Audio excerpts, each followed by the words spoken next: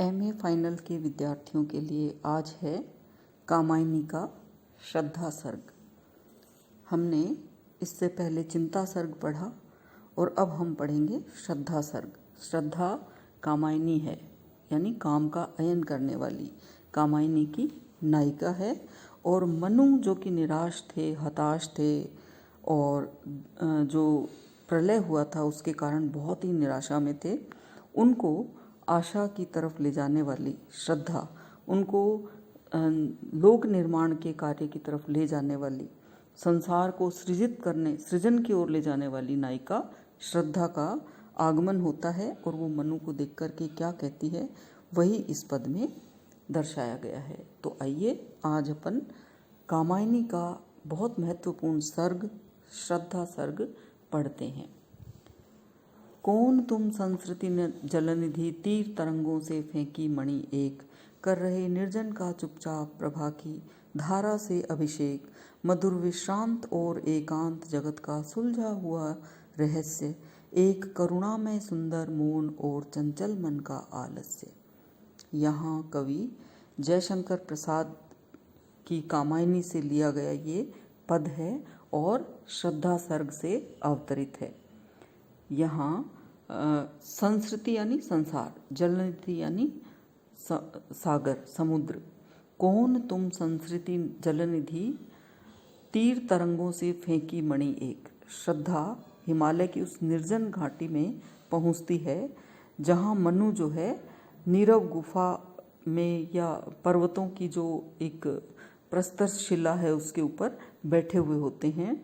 श्रद्धा मनु से इस प्रकार पूछती है कि समुद्र की लहरें जिस तरह अपने थपेड़ों से मणि रत्नों को किनारे पर फेंक देती है, कौन तुम कौन हो संसार रूपी सागर के किनारे फेंकी हुई मणि के समान। संस्कृति जलनिधि तीर तरंगों से फेंकी मणि एक, संसार रूपी समुद्र के किनारे तरंगों से लहरों से फेंकी हुई मणि के समान। फिर से देख लो, हिमालय की उस निर्जन घाटी में मनु को ऐसे अकेला बैठा देखकर अचानक आकर के श्रद्धा पूछती है मनु से कि समुद्र की लहरें जिस तरह अपने थपेड़ों से मणियों को रत्नों को किनारे पर फेंक देती है, उसी तरह इस भव सागर के थपेड़ों से आहत होकर के पीड़ित होकर के कौन हो तुम जो इस शून्य प्रदेश में पड़े हुए हो या यहाँ बैठे हुए हो, कौन हो। कर रहे निर्जन का चुपचाप प्रभा की धारा से अभिषेक।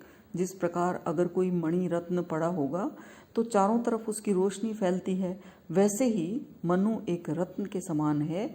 और श्रद्धा कहती है कि आप इस निर्जन जो स्थान है इसका चुपचाप अपनी आभा से, अपने तेज से अभिषेक कर रहे हो।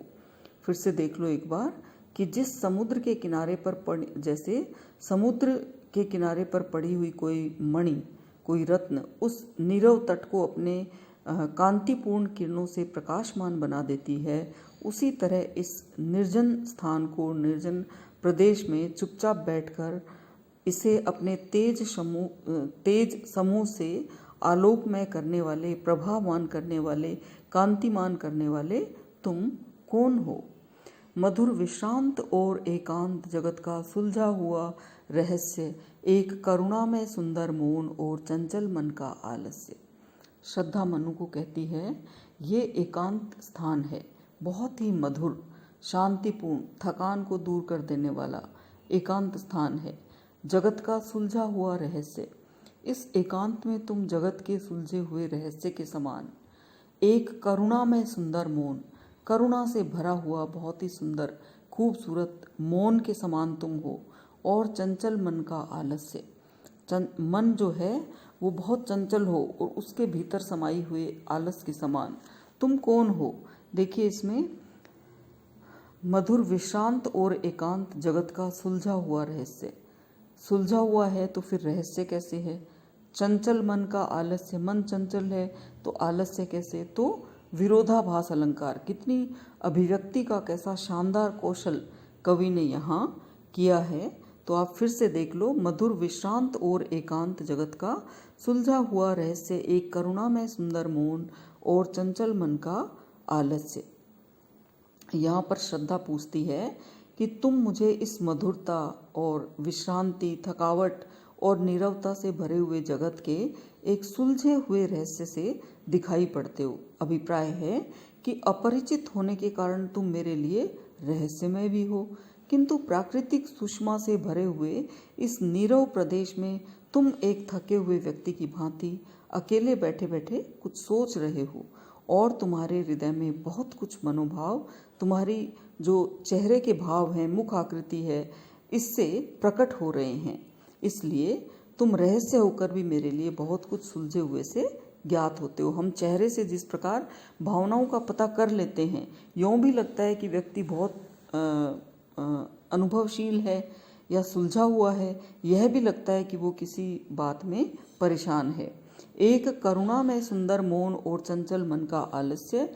श्रद्धा कहती है कि तुम करुणा से भरे हुए एक सुंदर मौन के रूप में दिखाई देते हो, और इस तरह चुपचाप चिंतन करते हुए एक अकर्मण्य व्यक्ति की भांति बैठा हुआ देखकर मुझे ऐसा महसूस होता है कि मानो तुम्हारे चंचल मन ने एक आलस्य का रूप धारण कर लिया है। अतः तुम बताओ कि तुम हो कौन? श्रद्धा इस प्रकार कौतूहलवश यहाँ पूछती है। तो यहाँ कौतूहल और आश्चर्य के भाव का बड़ा सुंदर सम्मिश्रण दिखाई देता है। और मनु का परिचय देखिए आप कि कितने सुंदर होंगे मनु, कि उनकी आभा उत्कीर्ण हो रही है, चारों तरफ फैल रही है, प्रखर आभा को बताया गया है। बहुत ही सुंदर शब्दों में कवि ने इस कविता को लिखा है। बहुत ही खूबसूरत अभिव्यक्ति देखने को मिलती है, जिसमें रूपक, परिकर अलंकार, उल्लेख अलंकार, विशेषण, विपर्यय भी दिखाई देता है, विरोधाभास, उपमा, कितने सारे अलंकारों से सुसज्जित एक खूबसूरत रचना। और देखा वह सुंदर दृश्य नयन का इंद्रजाल अभिराम, कुसुम वैभव में लता समान, चंद्रिका से लिपटा घनश्याम, हृदय की अनुकृति बाह्य उदार, एक लंबी काया उन्मुक्त, मधुपवन क्रीडित जो शिशु साल, सुशोभित हो सौरभ संयुक्त। अब देखिए प्रसाद जो है, जैसे जैसे आगे बढ़ते हैं, पहले मनु के सौंदर्य का हमने चित्रण देखा, और छायावादियों की ये विशेषता है कि वो नारी सौंदर्य का भी चित्रण करते हैं, तो पुरुष के सौंदर्य का चित्रण भी करते हैं। नारी और पुरुष दोनों के सौंदर्य चित्रण में माहिर हैं, और साथ ही साथ प्रकृति का भी। तो जैसा कि आपको मैंने पहले भी बताया था, छायावादी कवि लव, नेचर एंड ब्यूटी, प्रकृति, प्रेम और सौंदर्य के कवि हैं। तो यहाँ अब श्रद्धा के सौंदर्य का चमत्कारिक और आत्मीय चित्रण। और देखा वह सुंदर दृश्य नयन का इंद्रजाल अभिराम। यहाँ श्रद्धा सर्ग से ली हुई, कामायनी के श्रद्धा सर्ग से ली हुई ये पंक्तियाँ, जिसमें कामायनी के या श्रद्धा के मधुर वाणी को सुनने के बाद मनु के हृदय में प्रसन्नता की लहर दौड़ गई और एक झटका सा लगता है। इसी से वे कौतूहलवश ऊपर की ओर अपनी नजरें उठाकर देखने लगे, ऐसी मधुर और चित्ताकर्षक वाणी कौन बोल रहा है। उन्होंने देखा वह सुंदर दृश्य नयन का इंद्रजाल अभिराम, कि उन्होंने जैसे ही ऊपर देखा तो वो क्या देखते हैं, उनके समीप एक अलौकिक सौंदर्य में लिपटी हुई नारी खड़ी है। मनु को यह नारी सौंदर्य युक्त, दर्शनीय और बहुत ही खूबसूरत कोई मायावी रूप के रूप में दिखाई दी। उन्होंने नेत्रों को आकर्षित करने वाले जादू के रूप में श्रद्धा के सौंदर्य को देखा। यही नहीं, कवि प्रसाद ने नारी के संबंध, नारी जो है उसकी ऐसी कल्पना करते हुए मनु से क्या कहलवाया कि नारी उन्हें फूलों से लदी हुई छवि में लता के समान जान पड़ी। कुसुम वैभव में लता समान, फूलों के वैभव में, ऐश्वर्य में एक लता के समान, फूलों में घिरी हुई लता के समान, चंद्रिका से लिपटा घनश्याम। या श्रद्धा का सौंदर्य अचानक देखा तो कैसा लगा, जैसे चांदनी से लिपटा हुआ बादल का कोई टुकड़ा हो। तो देखिए कितना खूबसूरत चित्रण किया है। नयन का इंद्रजाल अभिमान अभिराम, अभिराम यानी सुंदर, ऐसा सुंदर दृश्य उनको दिखाई दिया आँखों के आगे कि जैसे आँखों को कोई सम्मोहित कर ले, ऐसा कोई जादू दिखाई दे, कोई जादूगरी हो। या फिर फूलों के वैभव में लताओं के समान, लता कुंज में अगर आप देखें तो फूलों से लदी फदी कोई लता हो, या फिर चांदनी में लिपटा हुआ बादल का कोई टुकड़ा हो, ऐसी श्रद्धा जो है मनु को दिखाई पड़ी। मनु को ऐसा लगा कि जैसे चंद्रमा की शीतल चंद्रिका से लिपटा हुआ कोई बादल का टुकड़ा सामने आकर के खड़ा हो गया हो। हृदय की अनुकृति बाह्य उदार, यहाँ देखिए प्रसाद केवल बाहरी और शारीरिक सौंदर्य का वर्णन नहीं कर रहे हैं। अगर किसी का हृदय बहुत बड़ा सारा हो, बड़ा मतलब कोई आकार में नहीं, विशाल हृदय का कोई साम्राज्ञी हो, विशाल हृदय की जैसे बाहर से श्रद्धा जो है उसी की अनुकृति हो, यानी अंदर से जितनी वो उदार थी, बाहरी शरीर भी उतना ही लंबा था। एक लंबी काया उन्मुक्त, बहुत ही लंबा उसका देह यष्टि जो थी, शरीर यष्टि वो लंबी थी। तो ऐसे लगता था मानो जितना वो उसका हृदय अंदर से लंबा है, बड़ा है, उतना ही उसका शरीर भी बड़ा है।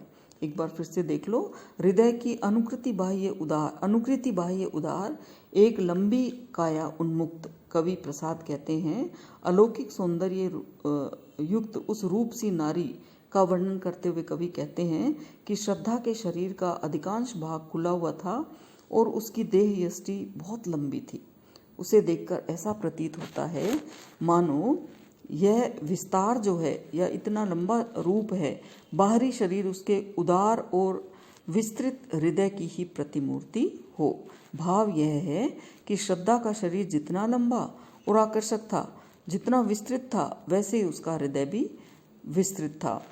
और मधु पवन क्रीडित जो शिशु साल, सुशोभित हो सौरभ संयुक्त, ऐसे लग रहा था जैसे जो शीतल मंद सुगंधित वायु के झोंके हैं, उससे छोटे छोटे शिशु साल के जो वृक्ष हैं, पहाड़ी जो साल वृक्ष होते हैं छोटे छोटे, मानो वो हवाओं के झोंकों से खेल रहे हो और सुगंधि का संसार वहाँ भर गया हो, समाया हुआ हो। फिर से एक बार देख लो कि कवि कहते हैं मधुर जो हवा है, मधुर हवा के समय मस्ती में झूमता हुआ श्रद्धा का सुंदर लंबा शरीर ऐसा प्रतीत हो रहा था, ऐसा आभासित हो रहा था जैसे कि कोई छोटा शाल वृक्ष जो है वो बसंत के मंद और मादक पवन से खेलता हुआ सुगंध युक्त होकर सुशोभित हो रहा हो। तो इस प्रकार कवि ने यहाँ श्रद्धा के अलौकिक सौंदर्य का चित्रण किया है और उसे हृदय की अनुकृति बाह्य उदार कहकर बताया है कि श्रद्धा हृदय के सभी उदात्त भावों, उच्च गुणों से युक्त स्त्री है।